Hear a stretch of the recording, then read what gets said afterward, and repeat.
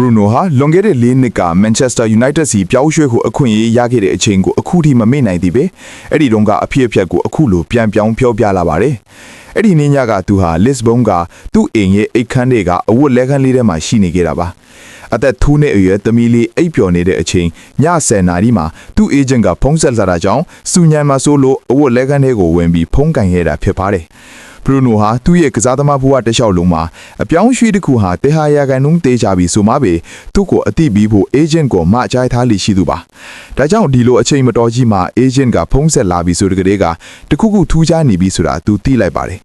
အဝတ်လက်ခန်းတကားကိုပိတ်ပြီးဖုန်းကင်လိုက်တဲ့အချိန်မှာ agent ဖြစ်သူက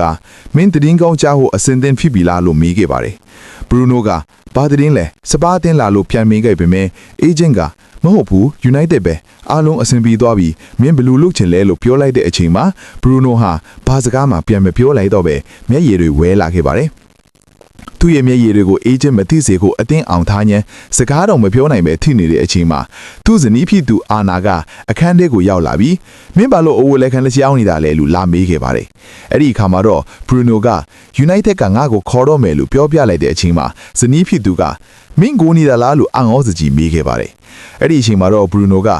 ငါလည်းမသိတော့ဘူးဒါပေမဲ့ဒါဟာပျော်လွန်းလို့ကြလာတဲ့မျက်ရည်တွေဖြစ်မယ်ထင်တယ်လို့ပြန်ပြောခဲ့ပါတယ်ဆိုပြီးစိတ်လှုပ်ရှားစရာအမတ်တရလေးကိုဖွင့်ထားခဲ့ပါတယ်